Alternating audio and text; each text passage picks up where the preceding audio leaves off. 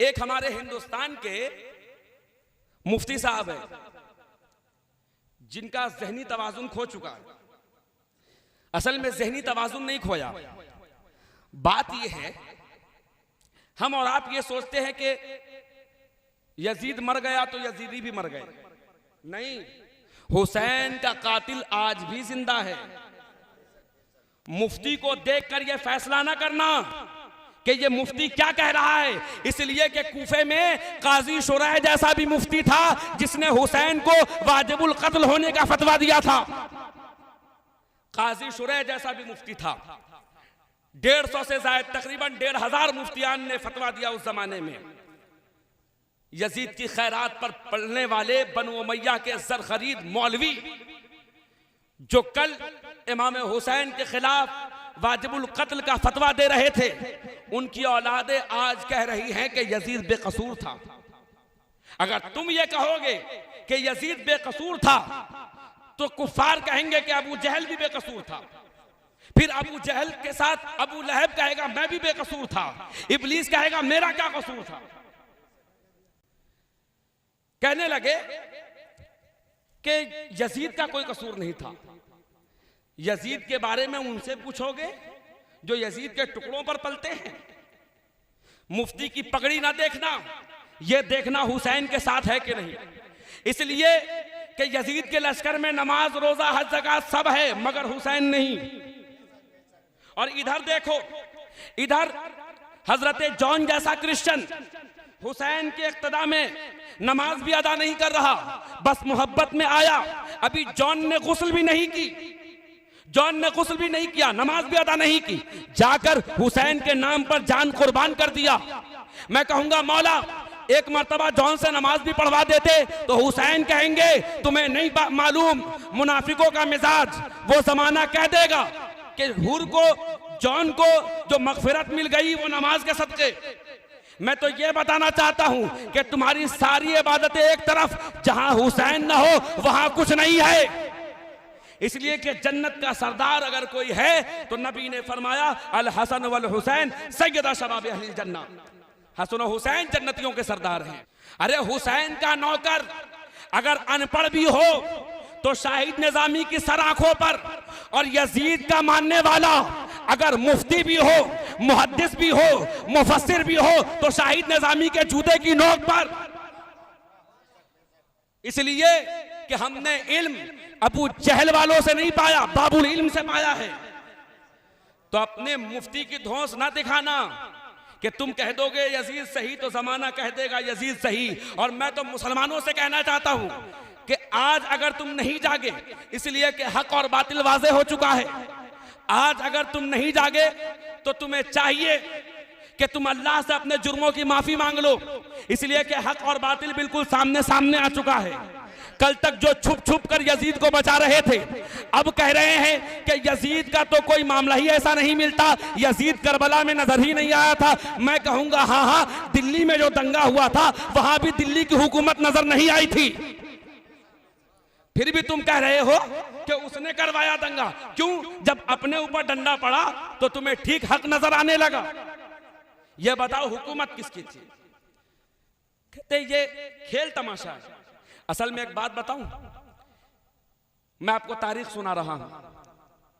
जब यजीद ने इमाम हुसैन की शहादत के बाद 3 साल हुकूमत की, उसने खाना काबा में आग लगाई, अहले सुन्नत किताबों में है।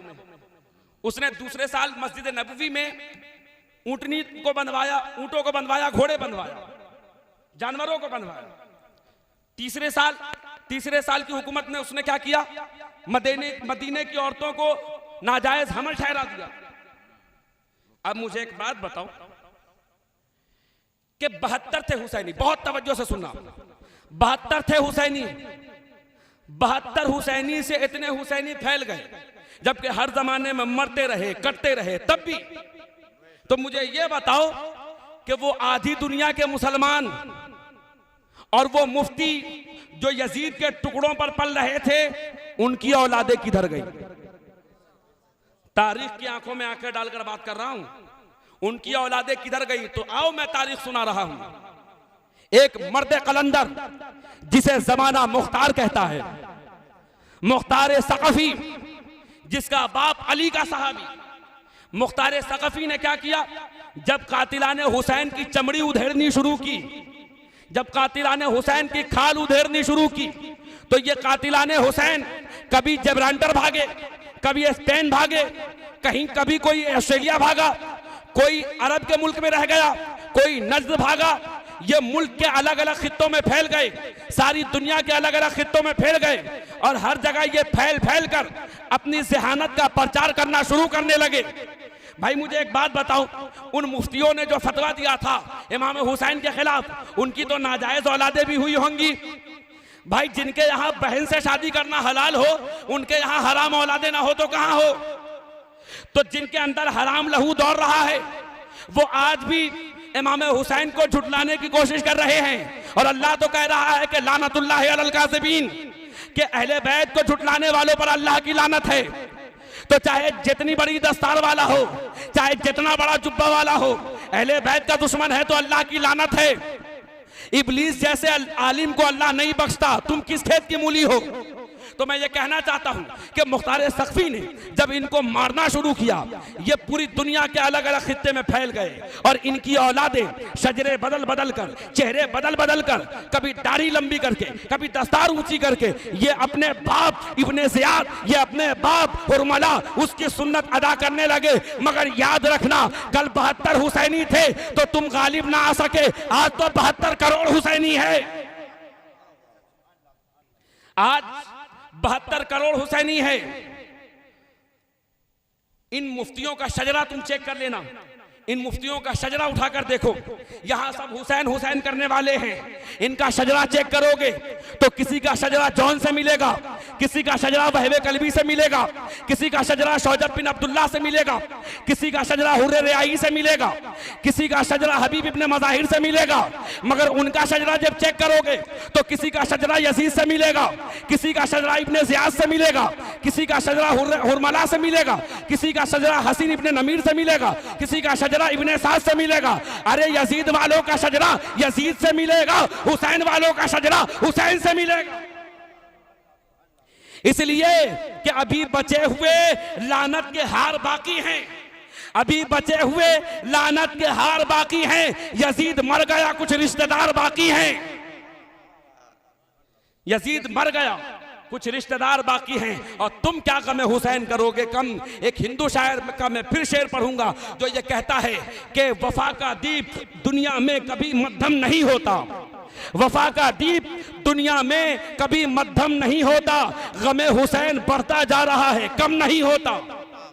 गमे हुसैन बढ़ता जा रहा है, कम नहीं होता। तो हाँ अज़ीज़ान गिरामी, मैं आपको इसकी वजाहत करूं कि एक हिंदुस्तान के पगलाए हुए मुफ्ती साहब हैं जो कहते हैं कि ये रोना गाना ये सारी बातें मजाक है, करबला झूठ है। कौन कह रहा है पता है? जो अपने आप को सुन्नियों का बादशाह कह रहा है। जाकर यूट्यूब में चेक कर लेना। और बहुत फॉलोवर्स भी हैं उनके इंडिया में। और अक्सरियत ना देखना, अक्सरियत तो एक जमाने में यजीद को भी फॉलो कर रही थी। हम तो हर जमाने में कम रहे, हम तो बद्र में भी कम है, उहद में भी कम है, खंदक में भी कम है, करबला में भी कम है, आज भी कम है। मगर तारीख ये गवाही दे रही है कि सर काटने वाले हार गए, सर कटाने वाले जीत गए। तारीख गवाही दे रही है। उसने कहा करबला झूठा है। मैं अपनी आयत पढ़ूं जो मैंने पढ़ी थी। करबला झूठा है। किसको झुटला रहा पता है? सिर्फ हुसैन को नहीं झुटला रहा, नबी को झुटला रहा है। कैसे नबी को झुटला रहा है? अगर करबला हकीकत नहीं है तो फिर नबी ने करबला की मिट्टी उम्मे सलमा को क्यों दिया? और कहा कि जब ये खून से लाल हो जाए समझ जाना मेरे बेटे हुसैन की शहादत हो गई। अब उस कमबख्त ने किसको किसको झुटलाया? उम्मे सलमा को झुटलाया, रसूलुल्लाह को झुटलाया। फिर कहता है कि ये रोना गाना, कुछ लोग कहते हैं कि फला इमाम ने यजीद पर लानत नहीं की, इमाम आजम का हवाला देते हैं। मगर इमाम आजम के बारे में ये क्यों नहीं बताते कि इमाम अबू हनीफा को जहर देकर शहीद ही इस बात के लिए कर दिया गया कि वो अहले बैत से मोहब्बत करते थे। हुकूमत के तले जिन लोगों ने हिकमत से काम लिया उनके बारे में तुम मिसाल दे रहे हो। तुम ये बताओ तुम्हें कौन सी हिकमत आ पड़ी है? तुम तो सेकुलर कंट्री में रह रहे हो, तुम डेमोक्रेटिक कंट्री में रह रहे हो, यहां तो नास्तिक भी जी रहा है। तुम्हें अपने अकीदे को फैलाने के लिए किसने रोका? फिर ये बदअकीदगी क्यों फैला रहे? कोई हुसैन नहीं था, ये कोई सुगरा नहीं थी, तो करबला में ये सब किस्से कहानियां हैं, रोने वाले हैं। अब एक बात, बहुत गहरी बात कर रहा हूं और देखना मेरी तरफ। इस शख्स की ये जो बोली है ना, ये कोई नई बोली नहीं। अगर मैं साबित ना कर दूं कि ये यजीद की औलाद है तो कसम खुदा की मिंबर पे नहीं बैठूंगा, इतनी बड़ी बात कर रहा हूं।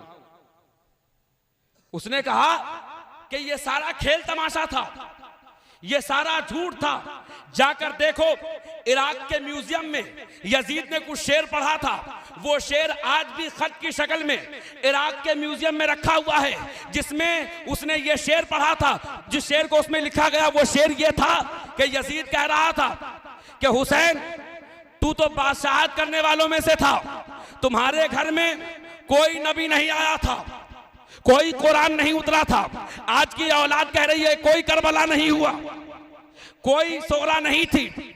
इसका बाप यजीद कह रहा था कि कोई नबी नहीं आया, कोई किताब नहीं उतरी, ये तो बनु हाशिम का एक ढोंग था। यजीद ने कहा था बनु हाशिम का ये ढोंग था। यजीद की औलाद इस मुफ्त के मुफ्ती ने कह दिया कि करबला कुछ नहीं, करबला तो खेल तमाशा है, करबला तो एक ढोंग है। तो नस्ल बताती है कि इसकी असल क्या है। फिर मैं शेर पढ़ूंगा कि अभी बचे हुए लानत के हार बाकी हैं, यजीद मर गया, कुछ रिश्तेदार बाकी हैं। वाह वाह वाह। और सुनो, अगर तुम कहते हो करबला की तारीख झूठी तो तुम्हारा पीर झूठा, इसलिए कि तुम्हारे पीर ने अपनी किताब में लिखा कितने बिखरे हुए हैं मदीने के फूल, करबला तेरी किस्मत पे लाखों सलाम। अगर करबला झूठी तो तुम्हारे पीर का खलीफा नईमुद्दीन मुरादाबादी झूठा, इसलिए कि उसने लिखा करबला की शहादत को। अगर करबला झूठी तो शाह अब्दुल अजीज मुहद्दिस देहलवी जैसा मुहद्दिस झूठा, जिसने करबला को लिखा। यानी सब झूठे तुम सच्चे, ये तो अबू जहल जैसी बात हो गई कि मैं सच्चा सब झूठा। तो लाख मुफ्ती के तमगे लगाते रहो, तुम इब्नुल वक्त हो, तुम अबू जहल की औलाद हो, तुम यजीद की औलाद हो, और यजीद की औलाद को हुसैन कब अच्छे लगेंगे?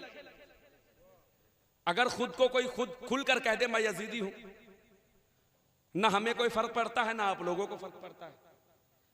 कुछ फर्क पड़ेगा? नहीं पड़ेगा। जाओ अपनी आजादी से जिंदगी जियो, मगर आस्तीन का सांप बनके अगर तुम चाहोगे कि तुम हुसैनियों को डसो तो याद रखना अब्बास को मानने वाली कौम है। आज भी ये कौम जो वाकई हुसैनी है वो कलेजा हथेली पर लेकर चलने वाली कौम है। नहीं हो तो देखा ना ईरान को, ये हुसैनी कौम है। इधर उधर की अनाप शनाप बातें करने वाले इब्ने कसीर को झुटलाओ। इब्ने कसीर ने लिखा है शहादत करबला के हवाले से, मैं किन किन हवालों को दूं कि जिन्होंने करबला की तारीख लिखी है। ये लोग कहते हैं, सुनिएगा, बहुत अच्छी दलील दे रहा हूं, करबला में तो सब लड़ रहे थे, देखने वाला कौन था? आज तरह तरह की लोग बातें कर रहे हैं। यकीन जानिए हमारे चचा हजरात सीनियर सिटीजन हो गए, ये लोग उतना यूट्यूब वगैरह नहीं चलाते हैं, मगर नौजवान नस्लों को बर्बाद किया जा रहा है चचा, इसलिए मैं कहना जरूरी समझ रहा हूं। कहते हैं कि अहले बैत तो शहीद हो रहे थे, फिर लिख कौन रहा था? मुझे एक बात बताओ, कोई सहाबी तो उस वक्त सहाबी नहीं हुए थे जिस वक्त इकरा उतर रही थी, जिस वक्त गार में नबी पर कुरान उतर रहा था। फिर तुमने रिवायत कहां से लाया? हमसे पूछो हमने रिवायत कहां से ली? हमने रिवायत ली है अइम्मा अहले बैत से, हमने रिवायत ली छठे इमाम जाफर सादिक से, जिनके मसाइल की खैरात खा खा कर पेट बड़ा कर करके तुम मुफ्ती बने हो।